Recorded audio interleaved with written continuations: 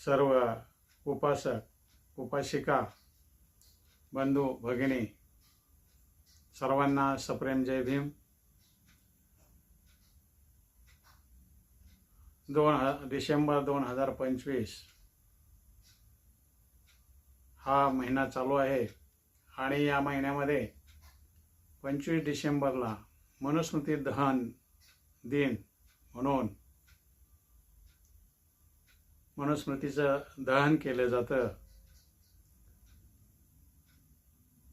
तो जो बहुजन आणि श्रीमुक्ती बहुजन मुक्ती आणि श्रीमुक्ती दिन म्हणून साजरा केला जातो आणि मनुस्मृतीचं दहन केलं जातं। आपण त्याबद्दल थोडी माहिती घेणार आहोत। बोधिसत्व डॉक्टर बाबासाहेब आंबेडकरांना मनुस्मृतीचं दहन का करावं लागलं याची थोडीशी आपण या भाग 1 मध्ये त्याची पार्श्वभूमी पाहणार आहोत। मित्रांनो, भारतावर ब्रिटिशांचं राज्य होतं आणि ब्रिटिशांचं राज्य असताना ब्रिटिश हे लोकशाहीचे समर्थक होते, परंतु भारतामध्ये प्राचीन काळापासून 2-2.5 हजार वर्षापासून जो वैदिक धर्म आहे त्या वैदिक धर्माचं भारतीय समाजावर प्राबल्य असल्यानं त्याचे जे सिद्धांत आहेत आणि त्याचे जे समर्थन करणारे ग्रंथ आहेत त्यांचा विचार भारतीय जनमानसावर प्रभावीपणे कार्य करत होता। त्यामुळे वेदांच्या सिद्धांतानुसार वर्णव्यवस्था ही जी व्यवस्था होती ती भारतीय समाजात फार मोठ्या प्रमाणात प्रत्यक्ष आचरणात अंमलात आणली गेली होती।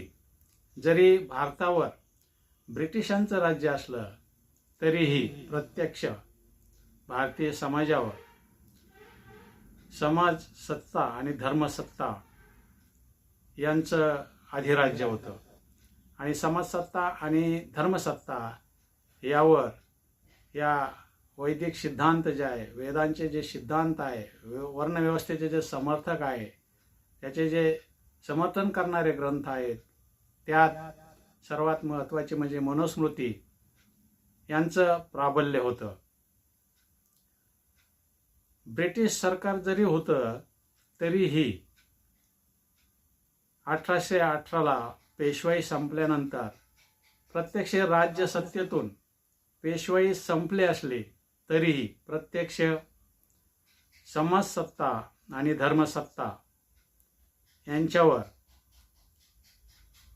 वैदिक धर्माचं आणि व्यवस्था धर्माचं मोठं प्राबल्य होतं आणि त्यामुळे भारतीय समाजात जातीय व्यवस्था मोठ्या प्रमाणात भयंकर रूप धारण करून त्यामध्ये विषमता, अन्याय, अधिकार नाकारणे, शिक्षणाचे अधिकार नाकारणे, मानवतेचे अधिकार नाकारणे या ज्या गोष्टी आहेत त्या मोठ्या प्रमाणात नाकारल्या जात होत्या आणि बहुजन समाज हा एक प्रकारे गुलामीचं आणि वेठबिगारीचं जीवन जगत होते। त्यातल्या त्यात शूद्र आणि स्त्रिया यांच्यावर तर फार मोठ्या प्रमाणात बंधने लादलेली होती आणि ही जी बंधने आहेत हे मार्गदर्शक तत्व म्हणून वेदामध्ये आलेले असले तरीही त्याचं प्रत्यक्ष मार्गदर्शन करणारे आणि राजाला सूचना करणारे, राज्य कारभार मनुस्मृतीनुसार चालावा अशा ज्या सूचना आहेत त्या स्पष्ट सूचना मनुस्मृती या ग्रंथात होत्या. आणि म्हणून त्याच सिद्धांताच्या जोरावर, त्याच वैदिक धर्म आणि वैदिक सिद्धांताच्या जोरावर छत्रपती शिवाजी महाराज यांनाही राज्याभिषेक नाकारलेला होता. त्याचप्रमाणे महात्मा फुले यांचंही शिक्षण हे इंग्लिश मीडियममध्ये, इंग्लिश माध्यमामधून झालेलं असल्यामुळं त्यांच्या वाचनात जागतिक स्तरावरचे ग्रंथ आले आणि त्यांनाही मानवी अधिकार म्हणजे काय हे समजू लागलं.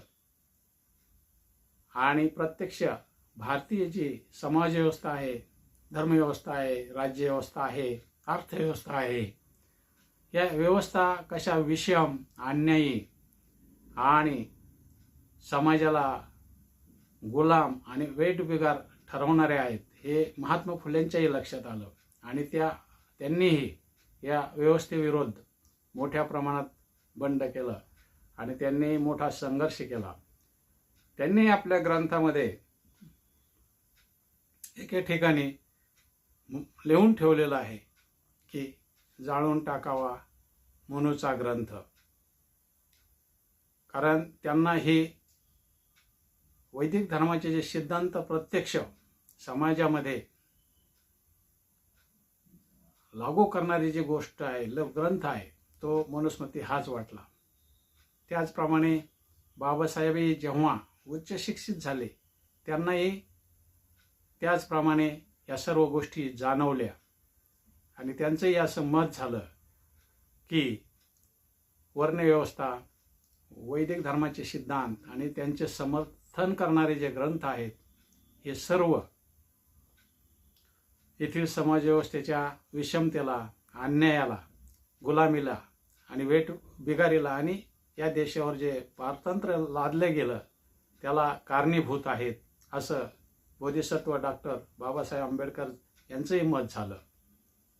आणि म्हणून बाबासाहेब समाजाच्या प्रत्येक स्वातंत्र्यासाठी आणि प्रत्येक गोष्टीसाठी झगडत होते, लढत होते.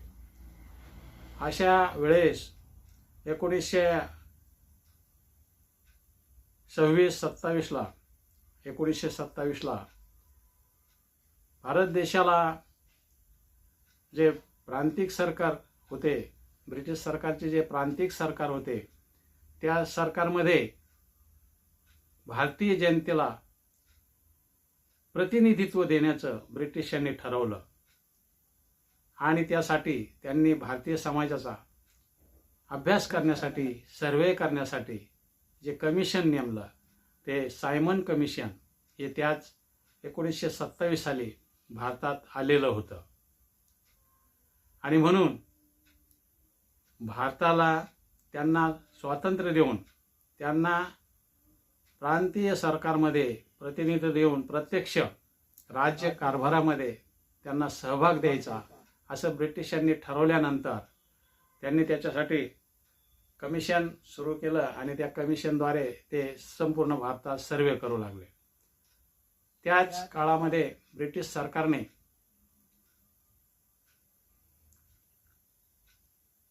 सर्व ज्या बहुजन समाजावर मनुस्मृतीन्वये बंदी घातलेल्या होत्या त्या सर्व त्यांनी उठवल्या आणि कायद्यान्वये त्यांनी नोटिफिकेशन काढले. त्यांनी तसे सरकारने सूचना काढल्या आणि सार्वजनिक ठिकाणे असतील, पानवठे असतील, सार्वजनिक मंदिरे असतील, सार्वजनिक जेवढ्या काही गोष्टी आहेत त्या सर्व लोकांसाठी खुल्या करण्यात आल्या असा त्यांनी कायदा केला. आणि तो प्रत्येक कलेक्टर ऑफिसमार्फत प्रत्येक नगरपालिका, ग्रामपंचायतपर्यंत त्याच्या सूचना देण्यात आल्या. त्याचवेळी महाड येथे 14 तळे होते आणि ते सार्वजनिक होते आणि म्हणून 14 तळे सार्वजनिक म्हणून खुले करण्यात आले. आणि मग ज्यांना ज्यांना सार्वजनिक ठिकाणी शिक्षण असेल, पाणी असेल, संपत्ती धारण करण्याचा अधिकार असेल, असे बरेच अधिकार प्रत्यक्ष घेण्यासाठी आणि राबवण्यासाठी सगळीकडे प्रयत्न सुरू झाले. आणि जो तो प्रयत्न करत असताना महाड येथे जेव्हा कलेक्टरचं सूचना आल्या, कलेक्टरचे पत्र आले, तेव्हा नगरपालिकेमध्ये प्रस्ताव पास करताना सर्वांनी सार्वजनिक ठिकाणं खुले करण्यासाठी विरोध करण्यात आला. कारण त्यावेळेस प्रतिनिधी म्हणून सर्वसामान्य लोकांचे, बहुजनाचे प्रतिनिधी म्हणून कोणी बहुतेक नसायचे आणि त्यामुळे ते ठराव एकमताने त्या पालिकेमध्ये संमत व्हायचे. त्याप्रमाणे महाडमध्ये तसा कलेक्टरच्या आदेशाला विरोध करणारा ठराव पास झाला आणि म्हणून बाबासाहेबांनी महाडचे तळे येथे जाऊन प्रत्यक्ष आपला जो अधिकार आहे तो बजावण्याचे ठरवले आणि त्यांनी बहिष्कृत समाजाची बहिष्कृत परिषद महाडला बोलवली. त्यासाठी ते प्रत्यक्ष 19 तारखेलाच रायगडावर मुक्कामाला गेले. त्यांनी रायगडावर शिवाजी महाराजांच्या समाधीचं दर्शन घेतलं आणि रात्री आपल्या प्रमुख कार्यकर्त्यासह विचारविनिमय केला आणि विचारविनिमय करून 20 तारखेला आपण 14 तळ्याचं पाणी प्यायचं, आपण ते आपला हक्क बजावण्याचा म्हणून ते सर्व 20 तारखेला सकाळी 14 तळ्याकडे निघाले आणि त्यांनी 14 तळ्यावर जाऊन प्रत्यक्ष त्या तळ्यावर पायऱ्याने उतरून प्रत्यक्ष प्रथम डॉक्टर बाबासाहेब आंबेडकर यांनी आपल्या उंजळीने पाणी घेतलं आणि ते पिले. त्यानंतर त्यांच्याबरोबर असलेले 5000 लोक तेही उंजळीत पाणी घेऊन तेही प्याले. परंतु त्याच वेळेस महाड शहरात दौंडी देण्यात आली. सर्वांना सांगण्यात आलं की बाबासाहेब आंबेडकर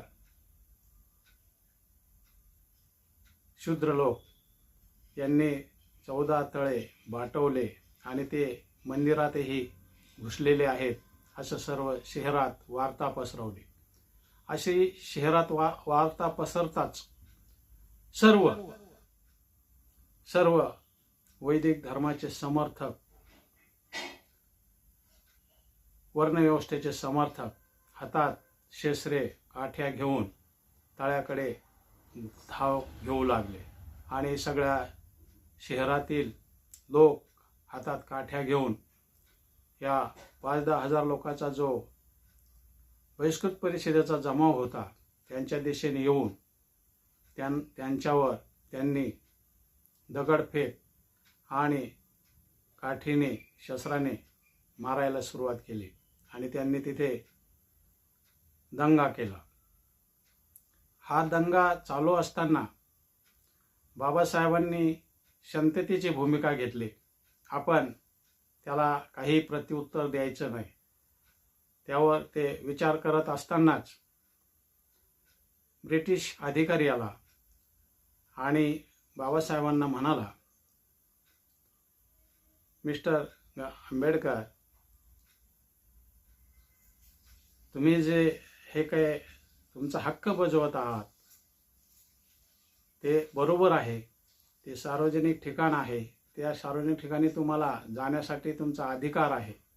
परंतु येथील नगर परिषदेतील काही लोकांनी आणि नगर शहरातील त्या महाड शहरातील काही लोकांनी येथील लोकल कोर्टात त्याला स्थगिती मिळवलेली आहे कलेक्टरच्या आदेशाला आणि आमचं 14 तळे हे खाजगी आहे, सार्वजनिक नाही. त्यामुळं आमच्या खाजगी तलावावर आम्ही कोणालाही येऊ देणार नाही. अशा प्रकारच्या कोर्टातून स्थगिती आणल्यामुळे आम्हाला सरकारने सांगितल्याप्रमाणे तुम्हाला बंदी घालावी लागेल आणि तुम्ही जर जास्त प्रयत्न केला तर त्यासाठी तुम्हाला अटक करावी लागेल, असं त्या ब्रिटिश अधिकाऱ्यांनी सांगितल्यानंतर बोधिसत्व डॉक्टर बाबासाहेब आंबेडकर हे बॅरिस्टर असल्याने त्यांनी त्याला होकार दिला, ठीक आहे आम्ही थांबतो असं त्या ब्रिटिश अधिकाऱ्यांना सांगितलं. आणि त्यांनी हा जो महाडचा 14 तळ्याचा सत्याग्रह आहे, हा पहिला सत्याग्रह 20 मार्च रोजी हे सर्व घडल्यानंतर थांबवला. आणि त्या 14 तळ्याची जी कहाणी आहे ती पुढं सुरू झाली आणि ती केस कोर्टात गेली. बाबासाहेब आता त्याला उत्तर म्हणून ते कोर्टाकडे किंवा कोर्टाच्या आदेशाची वाट पाहू लागले. मित्रांनो, आपण इथं 20 मार्चला काय घडलं? बाबासाहेबांनी बहिष्कृत परिषद घेतली, रायगडावर शिवाजी महाराजांचं समाधीचं दर्शन घेतलं, बहिष्कृत परिषदेची सभा घेतली, आपला हक्क बजावला. परंतु हक्क बजावल्यानंतर तेथे सर्व गावातील लोकांनी त्यावर कोर्टाकडून स्थगिती आणली, न्यायालयाकडून स्थगिती आणली कलेक्टरच्या आदेशाला. बाबासाहेबांना तळ्यावर येण्यास बंदी घालण्यात आली. त्यांनी आलेल्या बहिष्कृत परिषदेच्या लोकांना मारहाण केली. आणि हे झाल्यानंतर ते तळे शुद्ध करण्यासाठी गोमूत्र आणि गाईचं शेण आणि दूध यांच्या सर्व गावातून आसपासच्या भागातून कलश भरून आणून, भांडे भरून आणून ते त्यांच्या वैदिक धर्माप्रमाणे ते तळे त्यांनी वैदिक मंत्राने आणि गोमूत्राच्या आणि दुधाच्या आणि शेणाच्या सहाय्याने ते मंत्र त्यांनी ते 14 तळे शुद्ध केले. मित्रांनो, ही कहाणी इथं 14 तळ्याची 20 मार्चची संपलेली आहे. परंतु मानवी सभ्यता आणि मानवी संस्कृती याची जी कहाणी आहे ते सुरू होते आणि 14 तळ्याचा संघर्ष सुरू होऊन तो पुढे मनुस्मृती दहनपर्यंत येऊन पोहोचतो. परंतु आज आपण या पहिल्या भागात 20 मार्चचा जो संघर्ष झालेला आहे तो पाहून ती केस कोर्टात गेलेले आहे. इथे थांबू. जय भीम.